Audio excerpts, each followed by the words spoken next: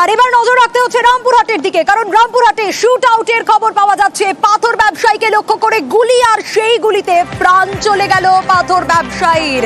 আরো ডিটেইলে বিষয় জানবো, অক্ষয় রয়েছে আমার সঙ্গে। অক্ষয়, এই ঘটনার সূত্রপাত কোথায়, কি এমন ঘটলো যাতে গুলি চললো, প্রাণ চলে গেল? কারাই শুট আউট করলো, কে বা কারা, সে বিষয়ে কি আপডেট পাওয়া যাচ্ছে এখনো পর্যন্ত? দেখো, তোমাকে জানিয়ে রাখি, বীরভূমের রামপুরহাট থানার যে শালবাদরা পাথর শিল্পাঞ্চল, সেই এলাকায় একটি পেট্রোল পাম্পের সামনে নির্সা গ্রামের কাছে একজন পাথর ব্যবসায়ী সুদীপ বাসী সকাল ঠিক আনুমানিক ওই 11টা নাগাদ সে কিন্তু এই এলাকায় ছিলেন এবং তার কাছে যে প্রতি সপ্তাহে যে লেবারের পেমেন্ট দেওয়া হয় পাথর শিল্পাঞ্চল এলাকায়, সেই ব্যাগে কিন্তু তার কাছে কিছু টাকা ছিল। সেই সময় 8 থেকে 10 জনের দুষ্কৃতী দল তারা কিন্তু আগ্নেয়াস্ত্র নিয়ে তার উপর হামলা চালায় এবং তার বুকে গুলি মারে, এবং সেখান থেকে তাকে রামপুরহাট হাসপাতাল আনার পথে তার মৃত্যু হয় এবং ঘটনাস্থল থেকে যে টাকার ব্যাগ নিয়ে চম্পট দেয় দুষ্কৃতীরা। তো ইতিমধ্যে রামপুরহাট থানার পুলিশ ঘটনাস্থলে যায় এবং ঘটনার তদন্ত শুরু করেছে, যদিও এখনো পর্যন্ত এই খুনের কিনারা করা সম্ভব হয়ে ওঠেনি, কেউ আটক বা গ্রেফতার এখনো পর্যন্ত হয়নি। কিন্তু অক্ষয়, সব থেকে বড় প্রশ্ন, কি কারণে এই হামলা চললো? পরিবারের সঙ্গে কোনোভাবে কোনো কথা বলা গেছে বা কোনো সন্দেহের তীর কারো দিকে? দেখো, এখনো পর্যন্ত এই খুনের কিন্তু স্পষ্টভাবে কোন রকম কারণ উঠে আসেনি। তবে যেটা আমরা জানতে পারছি যে আজকে ওই এলাকায় যে টাকা, সেই টাকা পেমেন্ট দেওয়ার কথা প্রতি সপ্তাহে আজকের দিনে পেমেন্ট দেওয়া হয় লেবারদের, এবং তার কাছে ব্যাগে প্রচুর কিছু টাকা মজুদ ছিল এবং হয়তোবা সেই টাকা নেওয়ার জন্য কোন কিনা সেই বিষয়টিও তদন্ত করে দেখছে রামপুরহাট থানার পুলিশ, যদিও এখনো পর্যন্ত খুনের নির্দিষ্ট কারণ এখনো উঠে আসেনি।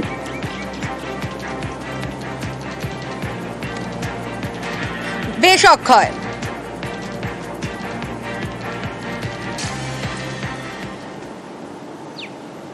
অপেক্ষার আর দুদিন বাকি রয়েছে অক্ষয় তৃতীয়া, আর অক্ষয় তৃতীয়ার দিনই দীঘায় জগন্নাথ মন্দিরের উদ্বোধন হতে চলেছে। দীঘা জুড়ে একেবারে সাজো সাজো রব, সেই ছবি আপনাদের সামনে দেখাচ্ছি আমরা। প্রত্যেকটা মুহূর্তের আপডেট আমরা তুলে ধরবো আপনাদের সামনে, কিন্তু দীঘার ছবিটা এই মুহূর্তে দেখাচ্ছি আপনাদের। জগন্নাথ মন্দিরের উদ্বোধন অক্ষয় তৃতীয়ার দিন, হাতে আর মাত্র হাতে গোনা 2 দিনের অপেক্ষা রয়েছে।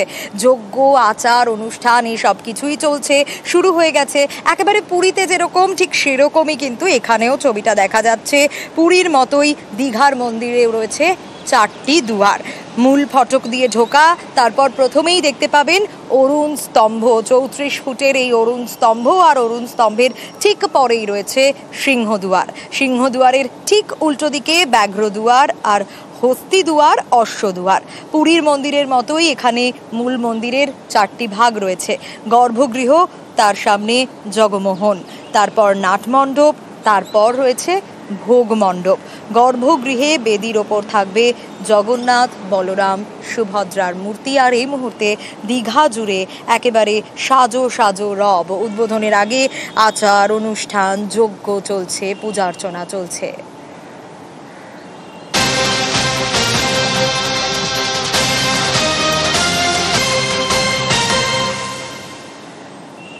প্রচুর পুণ্যার্থী যারা আসবেন, আর সে কারণেই কিন্তু বাসের সংখ্যা বাড়ানো হয়েছে, কারণ দীঘায় আসতে চলেছেন প্রচুর পুণ্যার্থী। অক্ষয় তৃতীয়ার দিন দীঘার মন্দিরে উদ্বোধন, জগন্নাথ মন্দিরের উদ্বোধনকে ঘিরে যখন সাজো সাজো রব, তখন অবশ্যই সাধারণ মানুষের কথা ভাবতে হবে। পুণ্যার্থীরা যারা পৌঁছে যাবেন তাদের জন্য পরিষেবা দেওয়া হচ্ছে, বাড়ানো হয়েছে বাসের সংখ্যা। বুধবার অক্ষয় তৃতীয়ার দিন যখন উদ্বোধন, তখন দীঘাগামী বাস বাড়াচ্ছে রাজ্য পরিবহন দপ্তর। কোন কোন রুটে এই বাসের সংখ্যা বাড়ানো হচ্ছে, কোন কোন এলাকায় সাধারণ মানুষ বা পুণ্যার্থীরা উপকৃত হবেন, আরো বিস্তারিত এই বিষয়ে আবির জানাতে পারবে। আবির, আমরা জানি যে দীঘাগামী প্রচুর বাস রয়েছে, সেখানে তো পুণ্যার্থীরা যাবেনই সেই সব বাসে, কিন্তু তারপরেও কোন কোন রুটের ক্ষেত্রে এই বাসের সংখ্যা বাড়ানো হচ্ছে?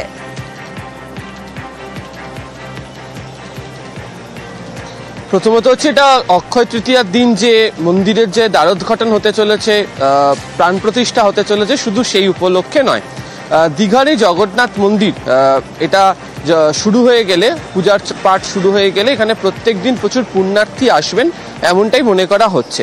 এমনিতেই সৈকত নগরী দীঘাতে প্রত্যেক বছর প্রত্যেক মুহূর্তে পর্যটকদের আনাগোনা লেগেই থাকে, এবং বিশেষ বিশেষ দিনগুলোতে এখানে পর্যটকদের সংখ্যা অনেকটা বৃদ্ধি পায়। এই জগন্নাথ মন্দিরের প্রেক্ষিতে পর্যটনের যে শ্রীবৃদ্ধি আরো অনেকটা ঘটবে, এবং প্রচুর মানুষও যাতায়াত করবেন হচ্ছে মন্দিরের টানে, এবং সেই কারণেই হচ্ছে যে বাসের সংখ্যা বৃদ্ধি করা হচ্ছে। দক্ষিণবঙ্গ রাষ্ট্রীয় পরিবহন সংস্থা সূত্রে খবর এই মুহূর্তে দীঘা ডিপো থেকে 80 থেকে 90টি বাস চলে, সেই সংখ্যাটা বৃদ্ধি করে তারা 120টি করছেন। এবং বিভিন্ন যে মন্দিরকে ঘিরে যে পর্যটনের যে জায়গা রয়েছে, যেমন তারাপীঠ রয়েছে বা একাধিক জায়গা চিহ্নিত করা হচ্ছে, সেখানেও পৌঁছানোর ব্যবস্থা হয়েছে। ইতিমধ্যেই হচ্ছে যে বহরমপুর তারাপীঠের এই দুটো নতুন রুট চালু করা হয়েছে। উত্তরবঙ্গ থেকে এখানে আসার জন্য ট্রেন পথে পাহাড়ি এক্সপ্রেস রয়েছে, যদিও সেই সংখ্যাটা মাত্র ট্রেনের একটি কম এবং ট্রেনের সংখ্যাও অত্যন্ত কম। তো সেই কারণে হচ্ছে যারা উত্তরবঙ্গ থেকে আসবেন, বিশেষত মালদা দিনাজপুরের মতো জায়গা থেকে, মুর্শিদাবাদের একটা বড় অংশ থেকে, বীরভূমের একটা বড় অংশ থেকে, তাদের জন্য নতুনগুলো রুট ইতিমধ্যে শুরু করে দেওয়া হয়েছে। তবে অক্ষয় তৃতীয়ার উপলক্ষে যারা আগে থেকেই এই উদ্বোধনী অনুষ্ঠান দেখার জন্য দীঘাতে আসতে চেয়েছেন, অনেকেই ইতিমধ্যে উপস্থিত হয়ে গিয়েছেন। আজকে বিকেলের পর থেকে যারা অতিথি অভ্যাগত যারা রয়েছেন তারাও একে একে এসে উপস্থিত হবেন। এবং আমি সৈকতের রোডে, যেখানে জগন্নাথ মন্দিরের সামনে যেখানে দাঁড়িয়ে রয়েছি, সেখানে আমরা দেখতে পাচ্ছি যে সকাল থেকে প্রচুর মানুষের আনাগোনা এখানে রয়েছে। ফলে সব মিলিয়ে যোগাযোগ ব্যবস্থা পর্যটনকে কেন্দ্র করে এবং মন্দিরকে কেন্দ্র করে অনেকটা বৃদ্ধি করছে প্রশাসন, এবং সেই কারণেই হচ্ছে বাসের সংখ্যা বৃদ্ধি। দক্ষিণ পূর্ব রেলের তরফ থেকেও 4 মে পর্যন্ত অতিরিক্ত ট্রেন চালানো হচ্ছে, একাধিক স্পেশাল ট্রেন দেওয়া হয়েছে। তবে সব থেকে বেশি করে তাদেরকে যেটা উল্লেখ করতে বলা হয়েছে, যেন সময়ানুবর্তিতা বজায় রেখে ট্রেন চালানো করা হয়, সেই বিষয়টাও তাদের তরফ থেকে দেখভাল করা হবে বা নজরদারি করা হবে বলে রেলের তরফ থেকে জানানো হয়েছে। একেবারেই আবির, সৈকত নগরীতে তো ভিড় হয়ই সবসময়, তবে এবার আরো ভিড় হবে, কারণ এই জগন্নাথ মন্দির আর জগন্নাথ মন্দিরের উদ্বোধন হতে চলেছে অক্ষয় তৃতীয়ায়। সেই উপলক্ষে তো রয়েছে, তাছাড়াও কিন্তু সারা বছরের জন্যই বাস পরিষেবা বাড়ছে। মাননীয় মন্ত্রী স্নেহাশিস চক্রবর্তীর হাত ধরে দুটি নতুন সার্ভিস দীঘা থেকে শুরু হচ্ছে, একটা দীঘা বহরমপুর, একটা দীঘা তারাপীঠ। এবং এই দুটো শুধু মধ্যে সীমাবদ্ধ নয়, আগামী খুব তাড়াতাড়ি মানে 2-1 মাসের মধ্যেই আরও 15-20টা দীঘার সার্ভিস বেড়ে যাবে। আর গতকালই এক্স হ্যান্ডেলে পোস্ট করেন মুখ্যমন্ত্রী, তিনি লিখেছেন, দীঘায় জগন্নাথ দেবের মন্দিরের দরজা খুব শীঘ্রই খুলে দেওয়া হবে, শুধু এ রাজ্যের পুণ্যার্থীদের জন্যই নয়, দেশের সব প্রান্তের মানুষের জন্য। কাউন্টডাউন শুরু হয়ে গেছে, প্রতিদিনই পুজো পাঠ হচ্ছে। এই মন্দির আগামী প্রজন্মের কাছে হয়ে উঠুক আশা, শান্তি এবং একতার পবিত্র স্থান।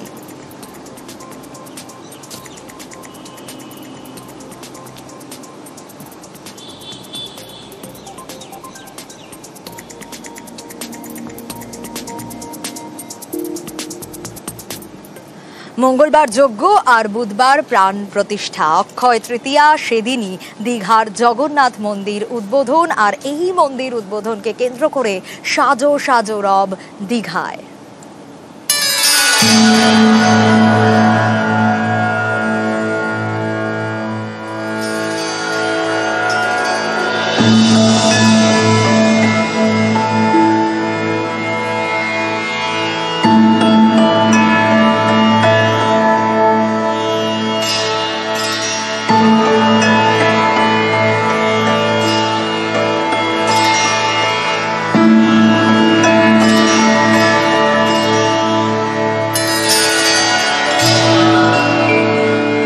পর্যন্ত প্রায় 250 কোটি টাকা খরচা করেছি, আরও হয়তো কিছু খরচা করতে হবে, কারণ মাসির বাড়ির ওদিকটাও আমাদের আরেকটু ডেভেলপ করতে হবে। পুজো টুজো দেওয়ার জন্য যে অ্যারেঞ্জমেন্ট, তার জন্য অনেকগুলো ঘর তৈরি করে দেওয়া হবে। মার্বেলের মূর্তি অলরেডি তৈরি হয়ে গেছে, জগন্নাথ বলরাম সুভদ্রা। নিম কাঠের মূর্তিটা তৈরি হচ্ছে, অক্ষয় তৃতীয়ার দিন এটা উদ্বোধন হবে এবং এবারে প্রথম রথযাত্রা হবে। আমরা করছি ওটা এপ্রিলে, 30শে এপ্রিল।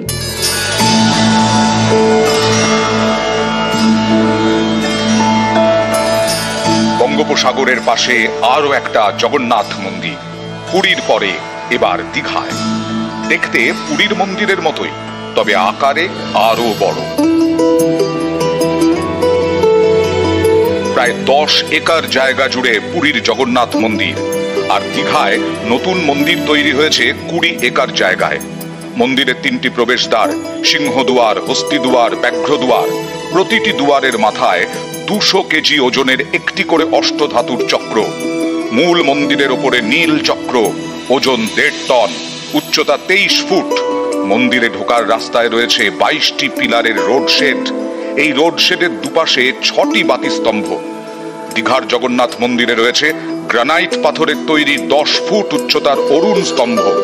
রাজস্থানের বংশী পাহাড়ের বেলে পাথরে তৈরি করা হয়েছে এই জগন্নাথ মন্দির।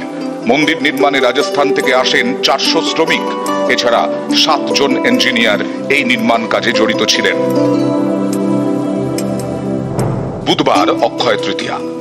দীঘায় এই জগন্নাথ মন্দিরের উদ্বোধন করবেন মুখ্যমন্ত্রী। মঙ্গলবার যজ্ঞ। এই মন্দির উদ্বোধন ঘিরে সেজে উঠেছে দীঘা। মানুষের উৎসাহ আছে, উদ্দীপনা আছে, এটা খুব ভালো জিনিস। তো সবাই আসুন, খুব সুন্দরভাবে সুষ্ঠুভাবে যেতে এটা আমরা করতে পারি, সবার সহযোগিতা কামনা করছি।